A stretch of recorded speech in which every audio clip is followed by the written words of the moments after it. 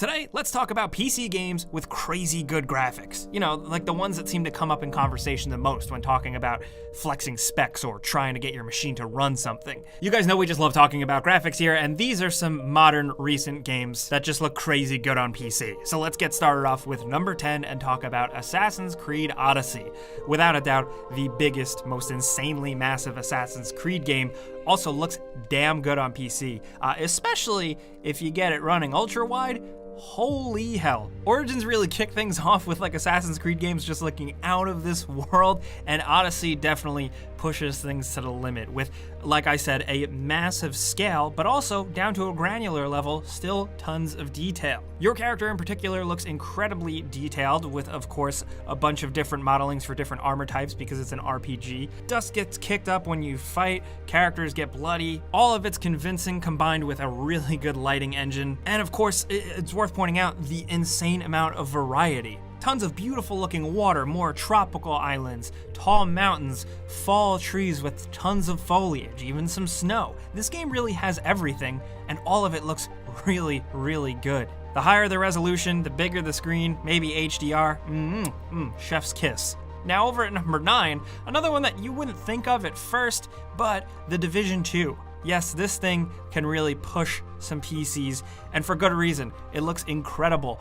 Most notably, the newest expansion, Warlords of New York, which takes things back to New York City, now to Lower Manhattan, just really pushes things in terms of the size and scale. Of course, the map is big, but also there's a lot of impressive verticality to it. Buildings truly look soaring. You get that sense of scale because the game can convincingly render those distances. Not only that, the streets of New York and Washington, D.C. in the base game are littered with tons and tons of details.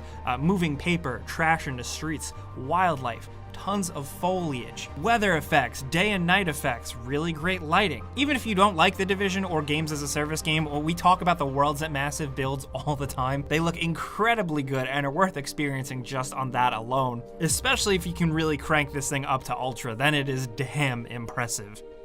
Now next at number 8, if we're talking about games with detail that's incredibly impressive, Metro Exodus.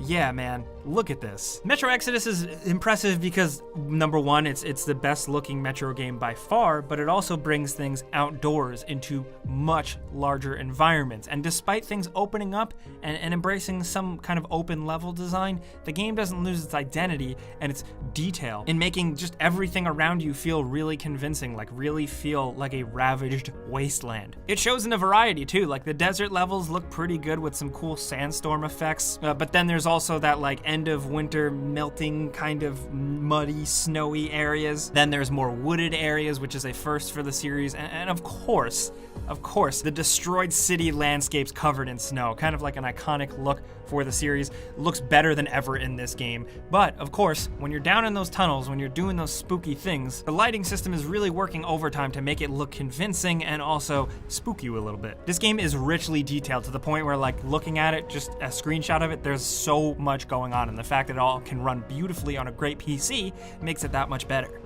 Now over at number 7, of course, we had to include a car game, so Forza Horizon 4. This is pretty much the most modern, best looking racing game.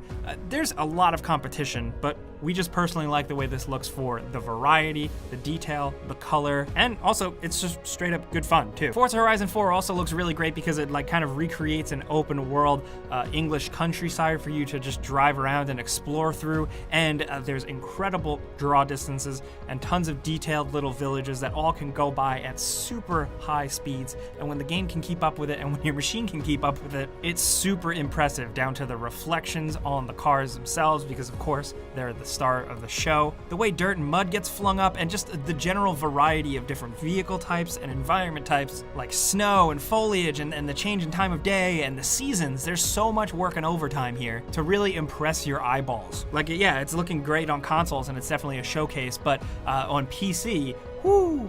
Now over at number 6, we have Control, a game that we still think is underrated. It was our favorite game of last year, and for good reason. This third-person shooter is filled with tons of cool detail, artistic lighting, and great effects. Of course, this was an early showcase for RTX, which when it is switched on, the subtleties that it brings, the reflections in the floor, the way glass works, everything really just is turned up to 11. And even if you don't have an RTX capable machine, it's still mind-blowing. The amount of effects and things that moves around as Jesse blasts through the environment. Papers fly up in the air, debris smashes everywhere, things shatter, the ground cracks. All of that happening and running in real time above 60 frames per second is something that you truly need to experience. It's really impressive. Then, of course, if you zoom in with photo mode down to a highly detailed level, you can see the detail on Jesse, her face, her clothing, the weapon she uses, even like reflections in her eyes and stuff. It is crazy,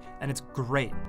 Now next over at number 5, we have Battlefield 5. We figured we'd talk about the most recent Battlefield game because they've always been great showcases for graphicalness. Does that make sense? You know what I mean?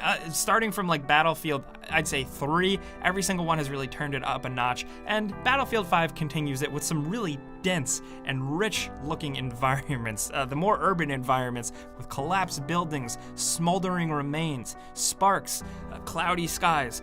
Looks damn good, not only on a good machine, but just like a really, really good monitor. Plus couple that with the added level of destruction that Battlefield 5 actually brings back to the series, and wow, we've demonstrated it before, but just even like a shockwave of an explosion, shaking the snow off of a roof and seeing it realistically slide down, seeing wood splinter and shatter. Even if you were a Battlefield fan who wasn't the biggest fan of 5, you can't help but point out that all these graphics working overtime with the destruction is really impressive.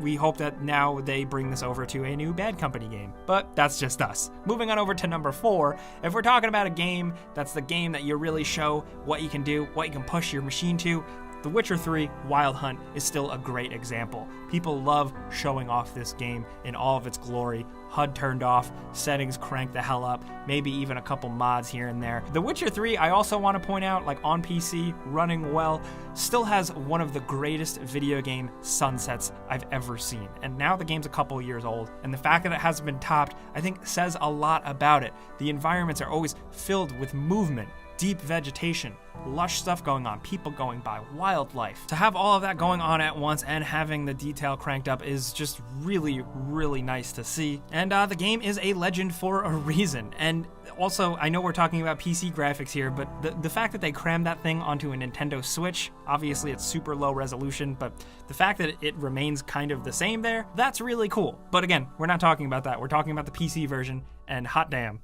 But next, down to number 3, the most recent Call of Duty, Modern Warfare. This game looks absolutely incredible, specifically the single player, and I'll say specifically again, the darker nighttime levels. If you're playing on a great monitor with some good deep black support, maybe you're playing on an OLED, this game absolutely shows its prowess. The lighting is just so convincing and unlike anything I've seen in a lot of other games, and I wanted to point it out, not to mention coupling with the fact that the developers use tons of photogrammetry, which is essentially the technology of scanning real-world items and placing them in a game, not just kind of like slapping them in copy and paste like an old texture, but like legit putting it in the game. The developers went so far as to go to places like where the California wildfires affected and scan burned out cars and then put them in battlefields in the game. It goes a long way for just making all of the environments, wherever you are in the game, from the streets of London to a war-torn area of the Middle East, all of it looks really, really astounding. And I think it's a combination of the lighting with the photogrammetry technology that really seals the deal. Plus, characters also look incredibly realistic. Captain Price seems like a real man, like not like a cartoon mustache dude. That looks like a real dude that will be out there somewhere. And he is portrayed by an actor, so it makes sense. But yes, this game looks incredible, especially because it's got that regular Call of Duty refinement where it just runs as smooth as butter. If you got a machine and you can crank this thing up, it screams, for real. Now down to number 2, if we're talking about things screaming, Doom Eternal.